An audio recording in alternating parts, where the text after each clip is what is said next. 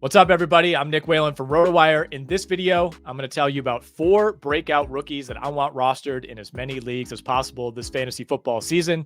Let's get right into it. We start at the quarterback position. We're going to Jayden Daniels of the Washington Commanders. And look, I like Caleb Williams as well. I think he's going to have a fine rookie year, but it's all about the rushing floor this season that Jayden Daniels projects to provide for the Commanders. Over at RotoWire, we have Daniels projected for well over 500 rushing yards, 5 rushing touchdowns. I think those are realistic. I think they're fine, but they could end up being conservative, honestly, given just how dynamic Daniels was at LSU over the last 2 seasons. That projection, it puts him in a similar neighborhood to Kyler Murray, his rookie year back in 2019. He rushed for 544 yards and 4 touchdowns in 16 games, mind you, and finished as the QB7 back in 2019. Murray had 20 passing touchdowns. He had 12 picks that year. Neither of those, all that crazy. But the rushing ability is what helped him to 6 weeks with at least 22 fantasy points, gave him a nice, comfortable floor on a weekly basis. I think Jayden Daniels is going to provide the exact same thing for the Washington Commanders. Now, he's going to have to prove he can match Kyler Murray as a passer, of course, but he's got reasonable weapons in Terry McLaurin and Jahan Dotson.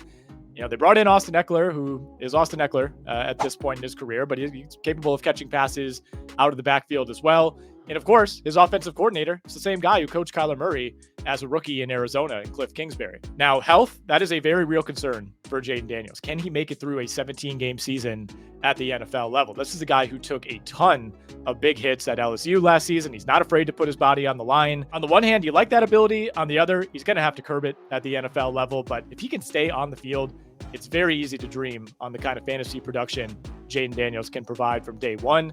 Now, in real life, I think Caleb Williams is going to be the better long-term quarterback, but that doesn't really matter. Daniels, to me, uniquely positioned as a young quarterback whose fantasy value could ultimately exceed his real-life production by a good margin early in his career.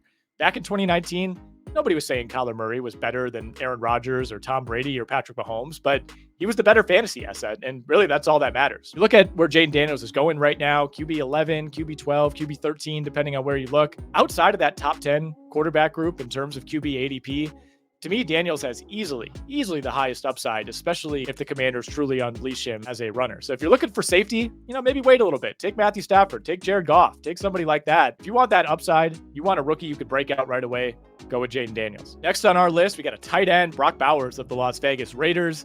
It's week 1 of the preseason. I know we don't want to read too far into it, but I loved how the Raiders utilized Brock Bowers in their preseason opener.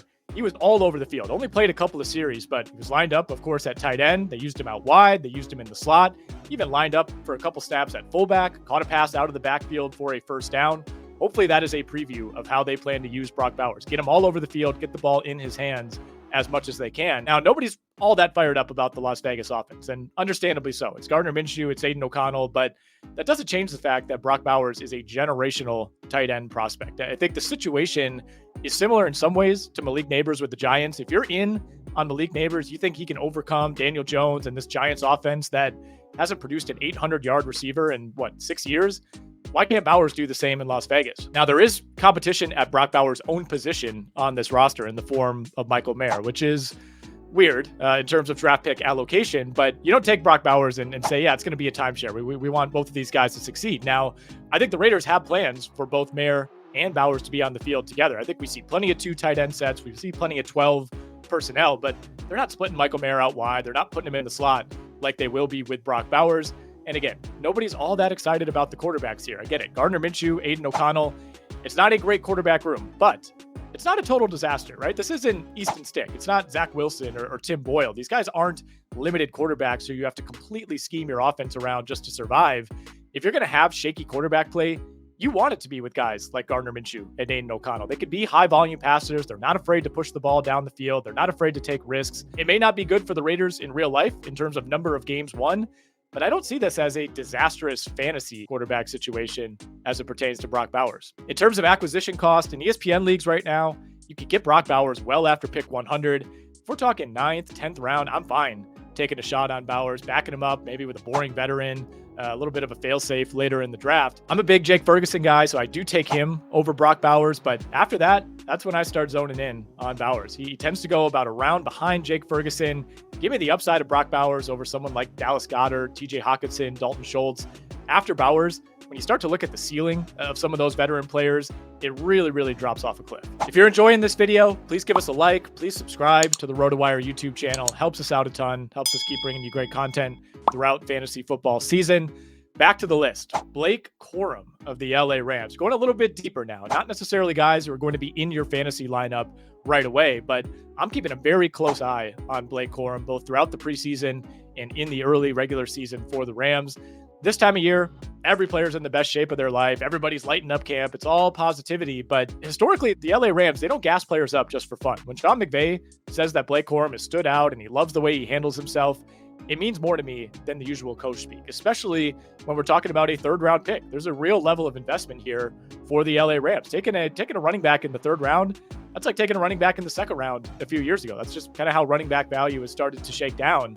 Now, the Rams do, of course, still have Kyren Williams. That's the elephant in the room. He was the clear workhorse a season ago. He led the NFL in carries per game. He was near the top of the league in success rate, broken tackle rate.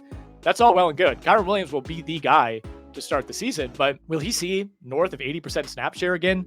I don't think so. I think Blake Corum encroaches on that right away. Now, does that mean Blake Corum will be startable in fantasy leagues to begin the year? Probably not, but I want him on my roster. I want to see how that workload develops over the first few weeks. And a big part of the reason I want Blake Corum is I don't trust Kyren Williams to stay healthy. Williams missed 5 games a year ago. He's dealt with lower body injuries before. He was battling a foot injury earlier in the summer. When Williams is healthy, Corum will absolutely be in the mix, but if, or perhaps when, Kyren Williams misses time, Blake Corum will be incredibly sought after as a fantasy asset. He's instantly a top 10 to 12 back any week Kyren Williams is out.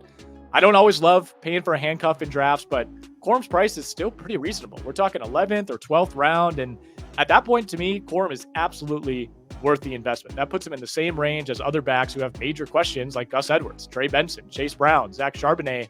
Give me the upside of Blake Corum. Last but not least, another running back who's kind of developing into one of my late round darlings this season, Kimani Vidal of the LA Chargers. We talked a lot about Vidal in some other videos. You hear a lot of talk about him on our radio show as well.